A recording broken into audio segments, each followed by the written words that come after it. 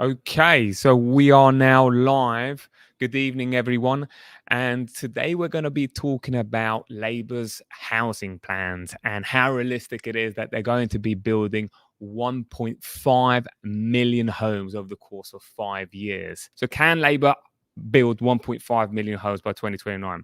It will be a difficult target to meet, according to some housing market experts. First and foremost, because most decisions on whether homes get built are in the hands of the private sector and house builders. Again, it's going to be down to that. And I think Labour has three really stakeholders that are very important on this. And that's going to be local authorities, government agencies, but also those developers. And I know that one of the ways they're looking to provide even more homes, or at least retain more homes in the social housing, is they're looking at reviewing the right to buy for council flats and council properties. That's going to be an interesting one. So anyone who has those council properties, potentially that's going to be removed. So that may be something that you want to look at. One of the things we also wanted to do today, other than looking at the homes that Labour plans to build, is looking at the market. So let's bring this up.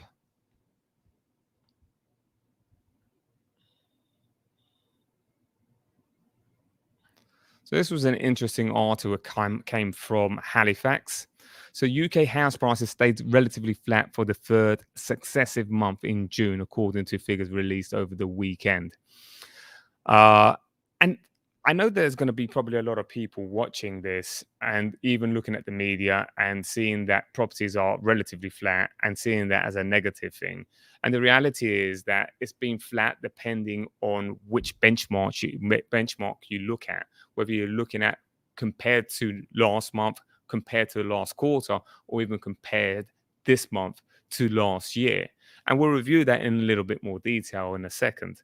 But what's most important is that whether it's dipped 0.4% or whether it's increased by the same amount or just remained flat, by whatever way you look at that, it's relatively insignificant number. And if we look at what we've gone through over the course of the last year, at least, in terms of those huge mortgage rates, in terms of the recession, technically, in terms of the political turmoil that we've had, if we look at all of this, when we've had all these things thrown at us, and yet the market continues to be resilient. Because again, going down by 0.2, 0.4%, or going up or being flat is relatively insignificant.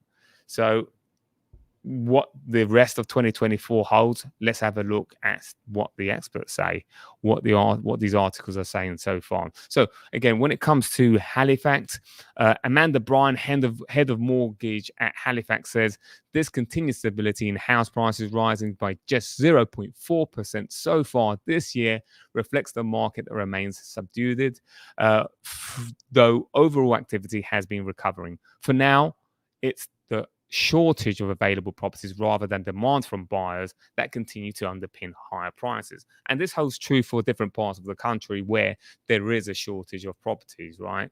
And I agree with this. You know, if there was a huge amount of properties coming to the market, it would not be prices wouldn't be sustained at what they are at the moment. But this is a challenge that's been going on for a number of years, whereby there is a shortage of properties, and that ties in to these new homes being built and these promises that politicians are making, right? For sure, if more properties are being built and there is more stock on the market, that is going to stabilize not only the market, the housing market, but also on the rental market as well. But that's something that hasn't happened. And I think that there's been a huge focus on landlords and how do we penalize landlords and how do we incentivize landlords and how do we, I feel landlords have been a scapegoat in the housing crisis and the rental crisis. I'll tell you what, you build enough houses and you provide enough stock, and you don't even have to look at the landlords anymore. That the market will resolve itself. But what the government is doing is not resolving the real problem and actually looking and tweaking and making changes and pressuring what seems to be the symptom of the problem. And it's been proven because the last few years, even with so much regulations and legislations, rent continue to go up. If we look at Scotland, the cap on rent rates continues to go up. Now that will bring me to my next topic. And actually, before I go on to that next topic, let's look at the London market. But my next topic is looking at the renters reform and what is Labour doing to pick up on where the Conservative has left. So, mm,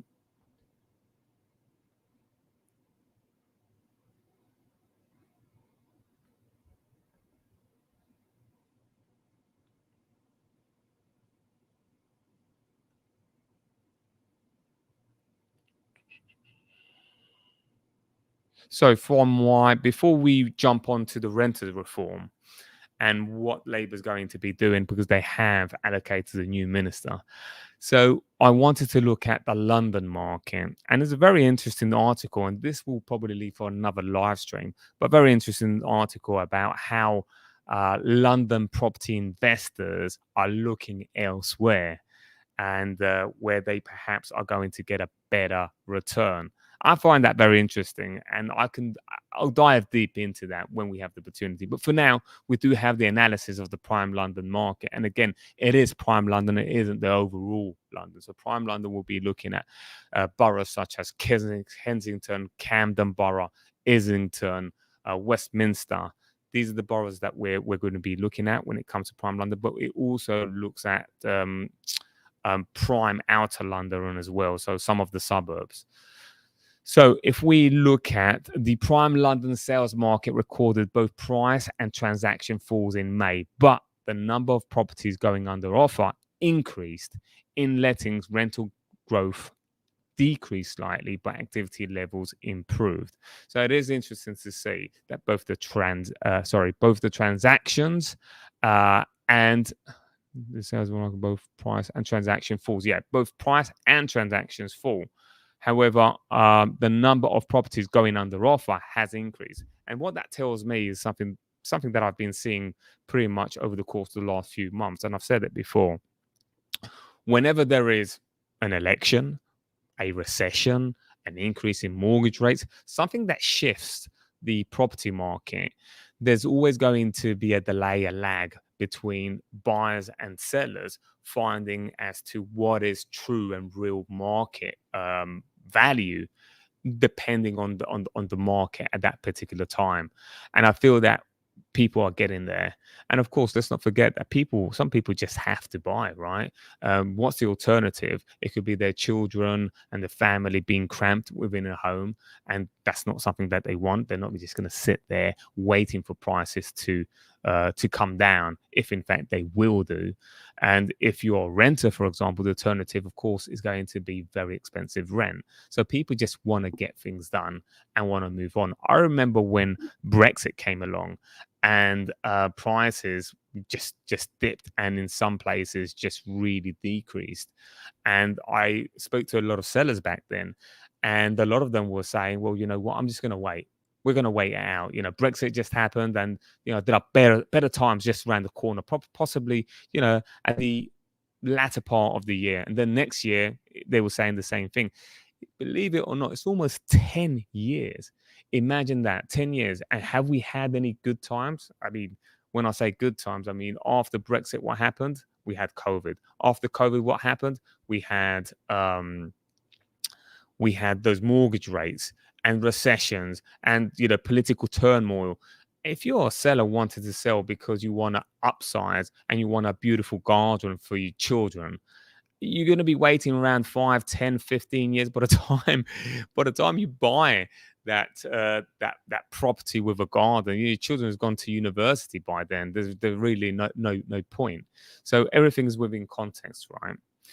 So going back to the London market, so values holding steady with pre-pandemic levels. So house prices growth across prime London remained negative on an annual basis, with sales values in May 2.8% lower than a year earlier. Transactions were also lower than a year earlier by 14.8%, with the fewest sales in the month of May since 2017. Since 2017, 2022 excluded due to the lockdown. However, values are broadly in line with 2017-2019 pre-pandemic levels. Now, of course, if we go back to the year of, I believe it was 2021, and apologies, I'm not seem to be sharing this article. Okay, so this was what we were looking at, and it was the values holding steady. Now,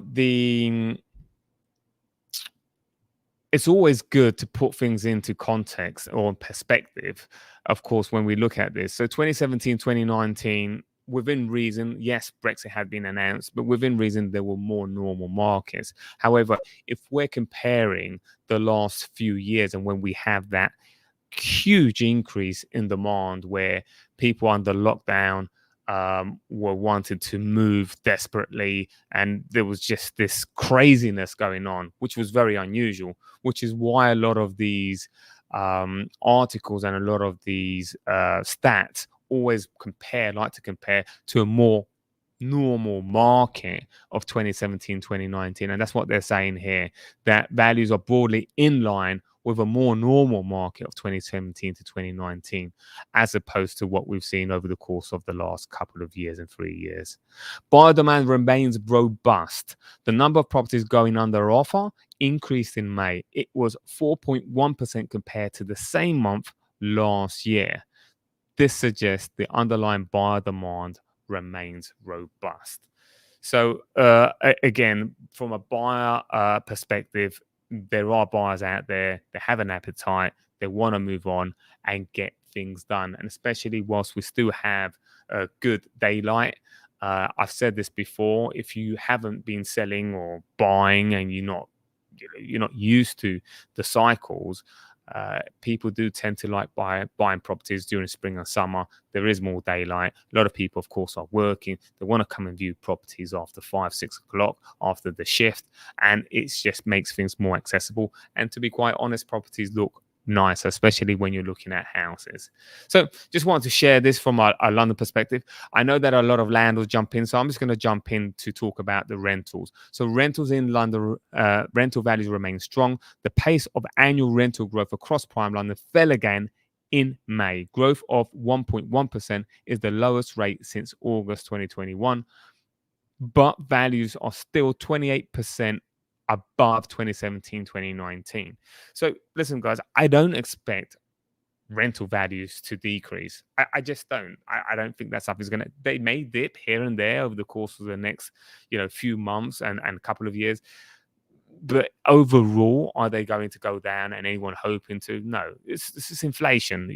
Does inflation just suddenly reflect in the prices that you pay? I mean, we saw inflation going double digits, right? We now see inflation going down. What are we at, 2%? I'm not exactly sure what the exact number is, but certainly what the Bank of England and the government wants. Does that mean that your favorite chocolate is now going to reduce in price? No. And the same thing goes for rental. So let's agreed on the rise in May. So Lawrence data from May indicated an annual increase of 4.7% in Let's Agreed and 4.3% increase in new instructions. But activity on both measures continue to run below pre-pandemic levels.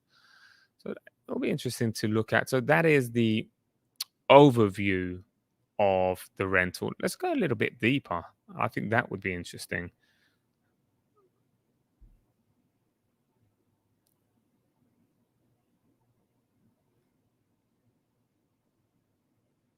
Let's still looking at sales. So rental growth.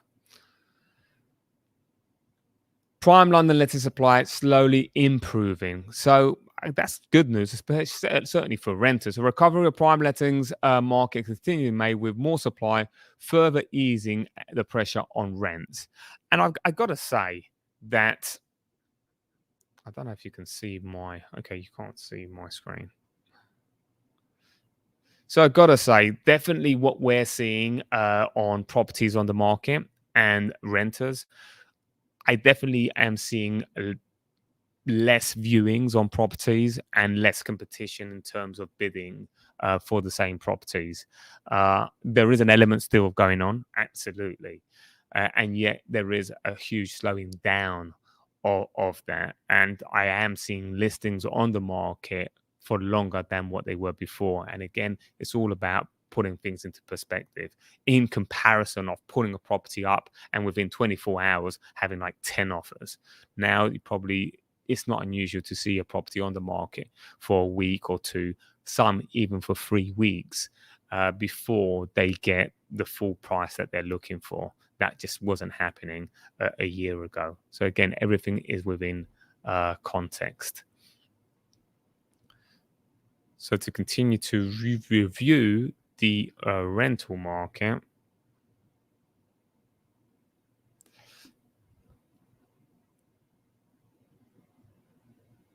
rental growth since January 2020 by property type. This is an interesting graph. So, rental growth since January 2020 by property type. So you got the red ones being the one bed flats. I think that seems to be the one that is lagging the most. And the highest one are houses in terms of rental growth. So there you go. That's for any of you guys who own houses. You can see that rental growth of houses, and then in comparison to the flats. That's it when it comes to Lonrus. And again, guys, if you're not subscribed, do subscribe. We are going to shoot a live potentially in the next couple of weeks as to whether there's any truth that landlords are going and looking elsewhere in other parts of the country and ditching London by the masses. I would be very keen to share that with you guys. So the next one is the next article I want to share, moving away from the market, is Starmer names minister to steer through rental reform legislation. So if you jumped on my live last week, what you will know is that a lot of landlords just want the government, be it Labour, be it Conservative, be it Reform, whoever that may be, the Green Party, they just want things to be done. It's just been far too many years, 5 years to be precise, since the Conservative announced this renters reform in the Queen's speech, and it hasn't been executed. And they just simply want things to get done so they know where they stand, whether it's because they want to exit the market, whether it's because they want to restructure their business and their portfolio, whatever that may be. Just get it done. Sorry, guys. I know you have a few questions here, and I will go on to answer them. So, first one is, Danny, what are your thoughts on Labour's housing plans? Do you think they are achievable? Well, wise process. I think I've shared that already. When it comes to the building of houses, no, at least not within that time frame. I think they have the right approach with regards to reclassifying that land and easing the Department of planning and everything else, for sure, 100%. But it's going to take a few years, right? Development doesn't happen immediately. And there are other factors to take into consideration, like that infrastructure, and liaising with, cooperating, at least collaborating with those developers. So there is going to be a lag time with that. I hope that helps, and we'll continue to keep an eye on the those plans. Do you have a question? Okay, I do have a question though.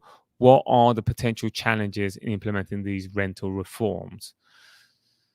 So I would recommend you watch our last week live, but the challenges of the rental reform, there are quite a few of them. And actually, we can go through them. We can go through some of them. But the biggest challenge I see, Leslie, is going to be the Section 21, because there are two key differences between Labour and Conservative, what they had proposed, which is Conservative said, yeah, absolutely, we will abolish the Section 21. But before we do these, guys, let's be sensible. Let's fix our court system so they are so that they can actually function once we remove this. Where Labour is saying, no, no, no, we won't wait for anything. We'll just abolish it. I think that is not sensible. I believe that the court systems at the moment are a shambles.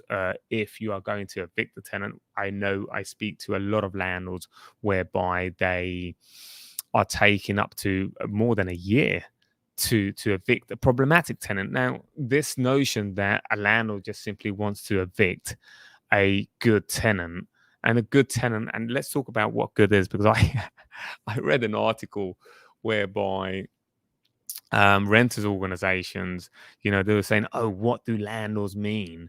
What is a good tenant? A good tenant is a tenant that's quiet, that doesn't request or demand things to be fixed, that s- gives the landlords a rent increase, it pays whatever the landlord wants, and is just just follows the rules, as it were.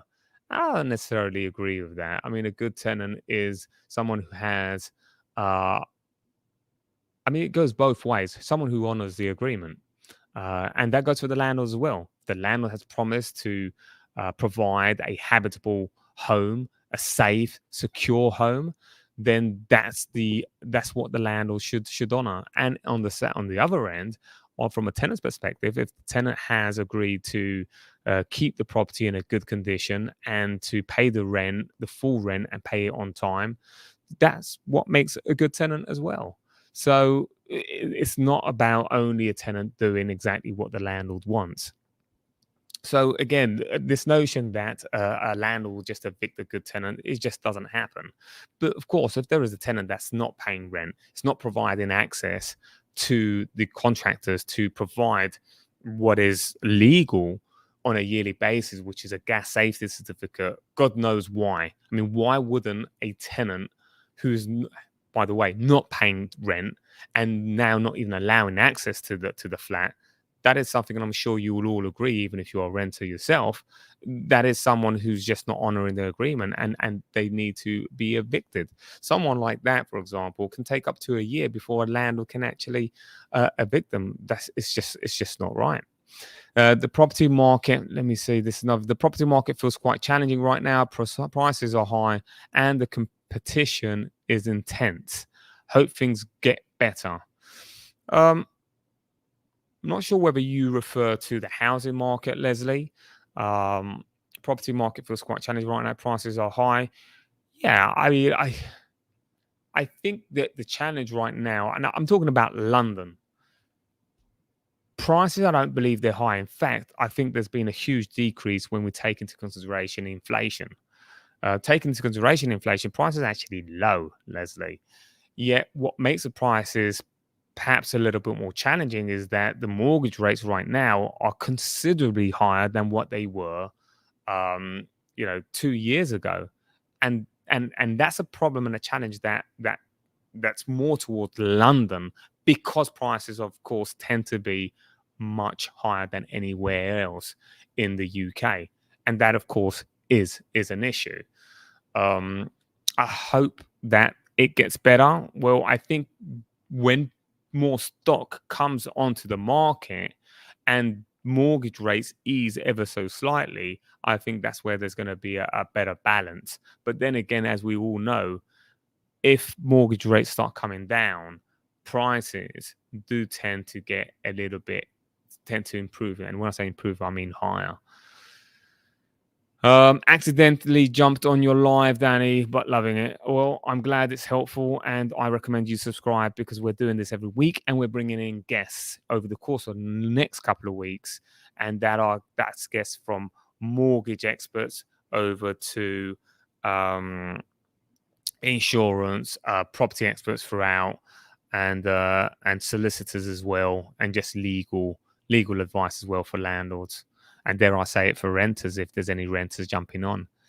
Danny, what on the implication of the housing plans for first time buyers? I think there are some great incentives there from Labour.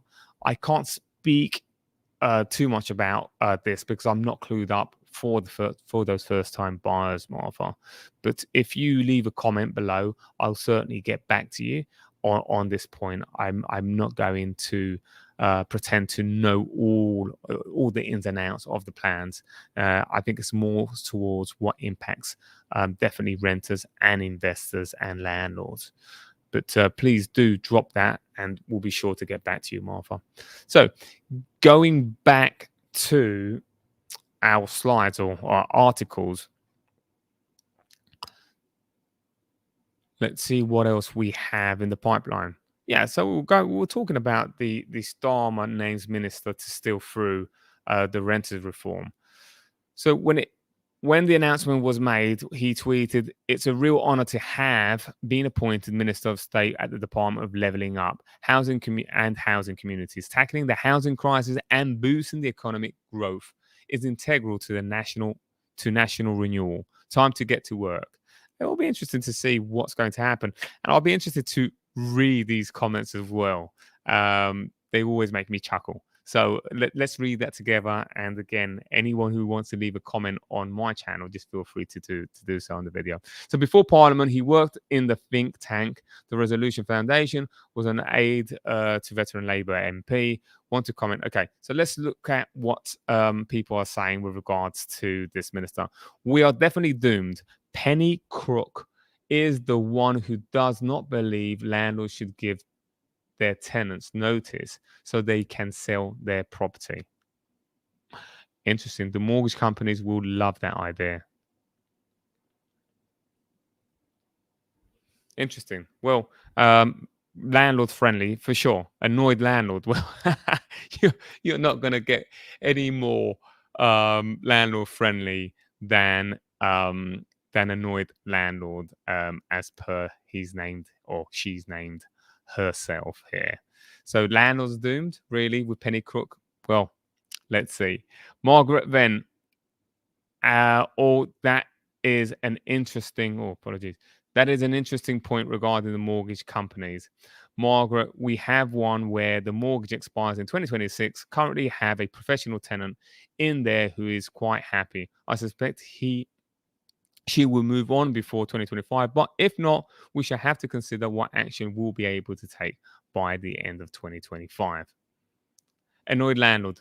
It's why we choose to exit. Calculated after order from Osborne onwards, but then main threat of Labour government could not take the risk. No chance.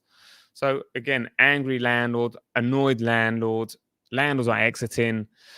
It's interesting to find out, what type of landlords are exiting, and we've touched upon this very briefly last week, which is, and I suspect could hold true. I don't know, but I suspect a lot of these landlords who are commenting here are landlords who perhaps have a couple of properties, 3 properties, and have decided this is enough. I'm done. I'm out. But if we look at the survey we actually looked at last week, which suggests that landlords who do have, I believe, anything between 1 and 5 properties are the landlords who are definitely pessimistic and want out. If we look at landlords, more professional landlords, professional as in that's the label put on landlords who have multiple properties, not to say that landlords who have a couple of properties are not professional and don't raise the standards. We do see that there is more positiveness there, and they are looking to purchase more property and grow their portfolio as opposed to exiting. So there is a divide there and something to consider, of course, when we see these comments. But the valid points, definitely valid points. So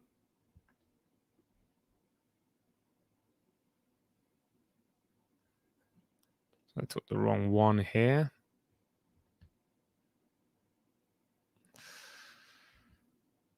Okay, let's continue reading this. If you change the definition of what is illegal immigration, I doubt you'll be allowed to move into the property. I think that, okay, this has gone into a full-on conversation, which probably is not going to be productive for this video. So what else do we have here? This was an interesting article, and again, sticking to London, and this is going to be one for next week, because what we plan to do for next week is potentially look at as to whether London landlords, first of all, we know they're exiting the market, a bunch of them, and they are certain landlords, but then are certain landlords moving away from London just to go and invest elsewhere? Let's look at this article. London housing ripple price effect outpaced by other cities, new analysis shows. So, if you're not familiar with the ripple effect, it's when a city, for example, starts to grow and there is um, momentum in the market, and it becomes so expensive, then what happens is there's a ripple effect that happens whereby towns very close by, or commuter towns, or even neighborhoods or suburbs, start benefiting from that ripple, from that growth. So it's called a ripple effect. Of course, you throw something in a pond, has a ripple effect, goes throughout the sides. So this article is very much looking at that ripple effect, and it's saying that London housing ripple effect, price effect, is being outpaced by other cities. And it doesn't surprise me. A new analysis by online agency Yopa suggests that London has a weak ripple effect for house prices growth across London authorities surrounding the city. So, an example here in London, as an example, it could be central London, but then you have neighborhoods outside or boroughs outside, which can include boroughs such as Barnet, as an example, or Camden, or um, other boroughs going towards south, Lewisham and things like that. So the agency analysed house prices growth over the last 5 years across 12 major cities, Britain, before looking at the average rate of house prices growth seen across each of local authorities surrounding. So let's look at the numbers. So the research by Yopa shows that much like the London market itself, the local authority housing markets surrounding London have struggled of late. In fact, while house prices have increased by 7.9% across London over the past 5 years, this rate of growth climbs to an average of just 12% across the local authorities that border the capital. So just 12%, that ripple effect, right? But then now it's going to go and compare. To put this performance into context, Bristol is home to the second weakest housing market ripple effect. Home to the second weakest housing. However, house prices across the city itself are up by 21% in the last 5 years. Wow, that is quite amazing, actually. While the surrounding local authority has seen a ripple effect, increasing an average of 23%. So again, this dives into the topic that we're going to go into next week. But Manchester, that tops the table when it comes to the strongest housing market ripple effect over the last 5 years. Housing prices in the city have soared by 37%, while the surrounding areas have seen an average of 35%. Again, if you are a property investor and you're looking at this, you're thinking like, wow, this is amazing. And why wouldn't I be looking at these areas?